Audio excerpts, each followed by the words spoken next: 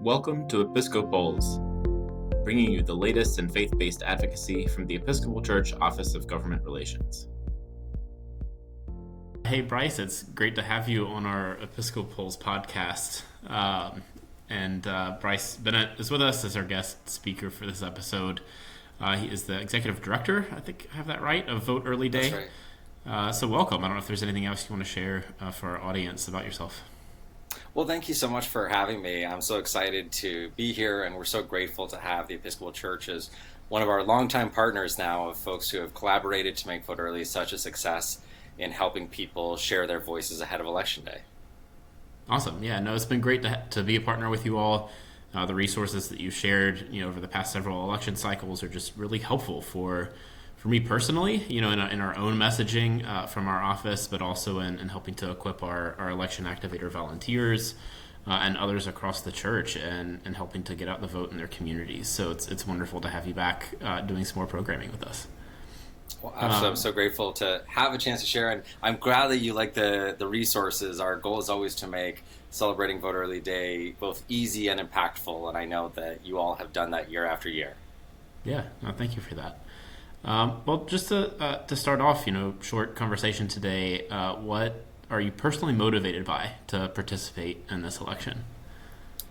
I'm one of these democracy junkies who loves to vote in every chance I get, whether it's an online competition or a school board election or even a big presidential election like we have coming up this year. I will take every opportunity I can to share my voice. But there is something special, obviously, about a presidential election. It's a chance where all of America looks to our democracy to make sure that they have a chance to share their voice in an incredibly consequential election. And I'm excited to not only have a chance to share my voice, to cast my ballot, to see what the results will be this October and November, but also to see Americans really taking hold of their democracy with both hands and showing the world that this is a country that shows up and make sure that in the biggest and most impactful nation under the earth, every voice is heard and every vote is counted.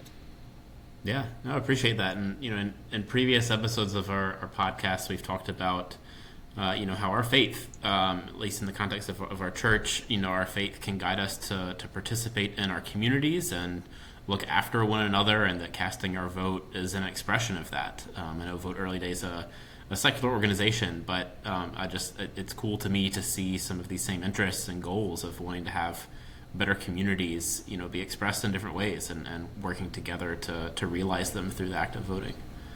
And I couldn't agree with you more. I mean, whether it's in a religious world or a secular world, our democracy and the act of voting is about community. It's about the opportunity to come together and show our mutual investment in one another. The fact that we want to have shared values that drive our community, our state, our nation forward. So it is something that no matter who you are, where you come from, or how you vote, it's something that we can do together, and that's certainly something very special. Yeah, absolutely.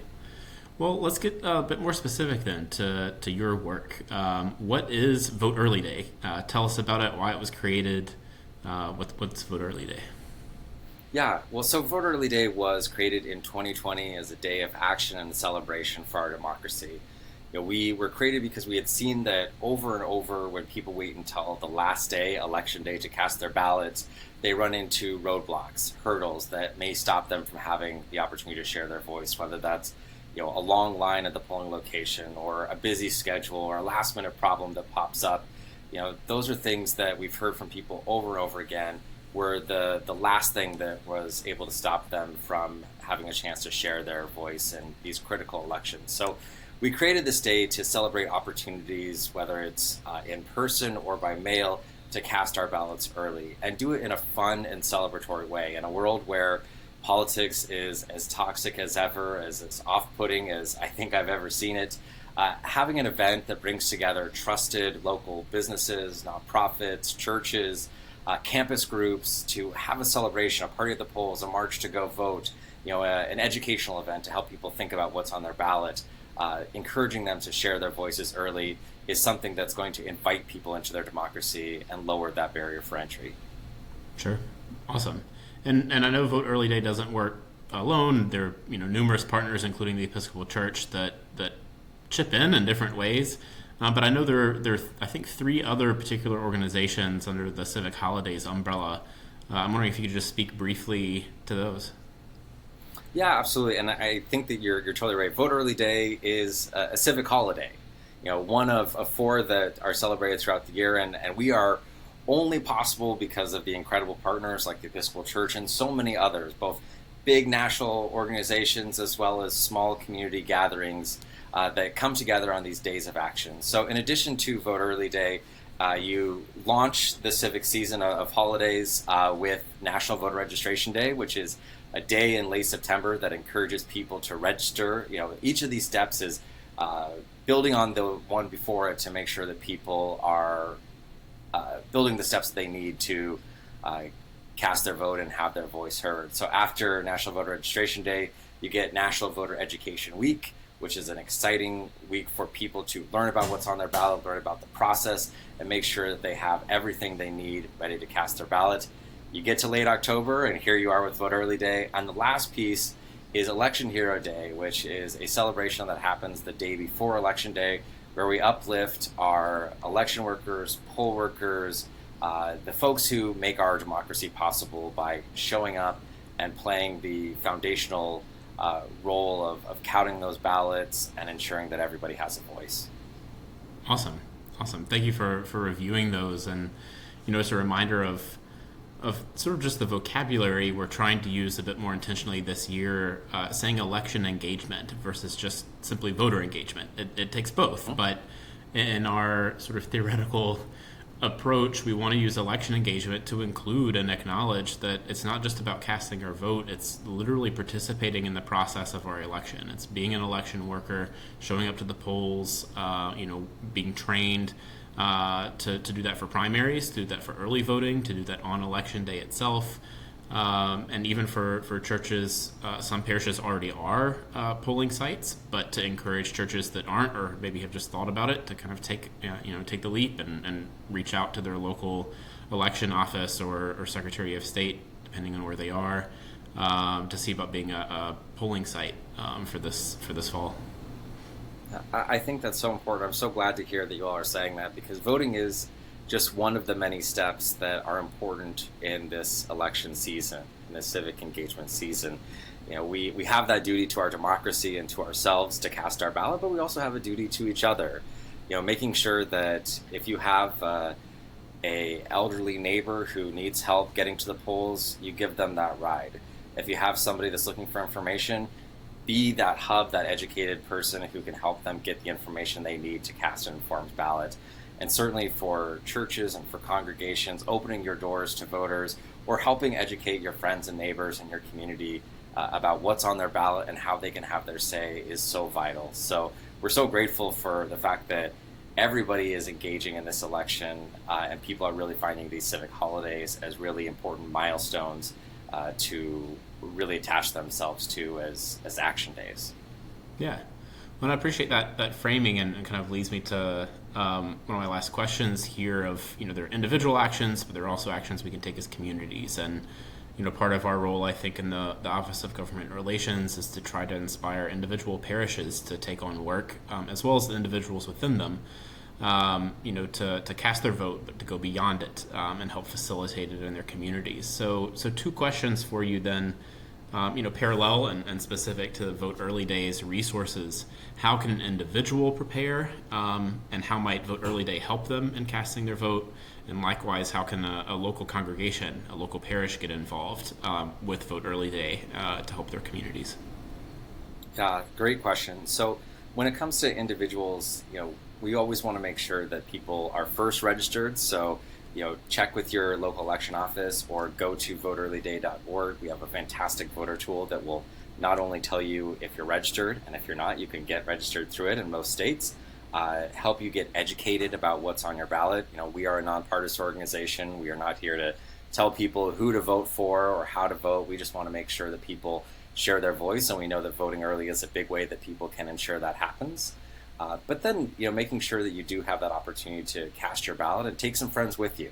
Make sure that by casting your ballot, you're not leaving anybody else behind. You have that chance to uplift not only yourself and your voice, but your community as well. And as our friends in the Episcopal Church and others who might be listening are thinking about celebrating Vote Early Day, I would invite you again to go to voteearlyday.org to see all the amazing resources that we provide for folks to make this easy and accessible. We definitely understand with every one of our partners, no matter whether you're a church or a business, a nonprofit, or any type of group out there, you've got a lot on your plate, and we want to make this easy and adding value to the things that you're already planning around this election. So we've got tools that help you think about successful celebrations that people have done before, sample emails, sample social media outreach, press materials, just about everything that you could ever need to have a successful event. And if we don't have it, reach out, because we've got that materials and we're certainly happy to build something for you.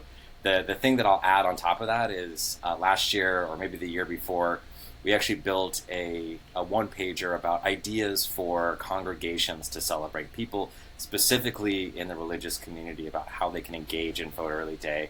And we did that in collaboration with our friends at the Episcopal Church, as well as some of the other communities of faith. So we would love to share that with you and help you find the right way to celebrate for your community. Awesome. Yeah, and for folks listening, we'll have links to these resources in the show notes for this episode, and we'll continue to cross promote on social media the posts that you all are making through Vote Early Day and the other civic holidays that you mentioned too, just to make sure there's visibility and awareness that these resources are here, and part of doing the work of our democracy is using these resources and putting them into action in our parishes. I think they really are cool, celebratory, positive opportunities to engage and to reach beyond the walls of our church, which I know so many are trying to focus on. It's not necessarily about us, as Episcopalians, but it's about saying, how are we serving the communities outside of our walls in a better way? And this is just such a wonderful way to do it at a key time. So thank you, Bryce. I appreciate it. Any other comments, points you'd like to share with us today? I would just say thank you for the opportunity to talk with you today, to continue to be a partner with the Episcopal Church, and certainly would look forward to celebrating with our friends at the national level, as well as all of the other parishes across America. Awesome. We'll look forward to working with you over the next few months. The Office of Government Relations aims to represent the policy priorities of the Episcopal Church to the U.S. government in Washington, D.C., and to influence policy and legislation on critical issues, all while highlighting the voices and experiences of Episcopalians and Anglicans globally. The office facilitates the Episcopal Public Policy Network, a grassroots network of Episcopalians engaged in the ministry of public policy advocacy. Take action and learn more by following the links in the description. The Episcopals podcast is produced by the staff of the Office of Government Relations, with support from our podcast engineer, Ellie Singer, and project manager, Chris Sikama. Thanks for listening, and join us next time on Episcopals.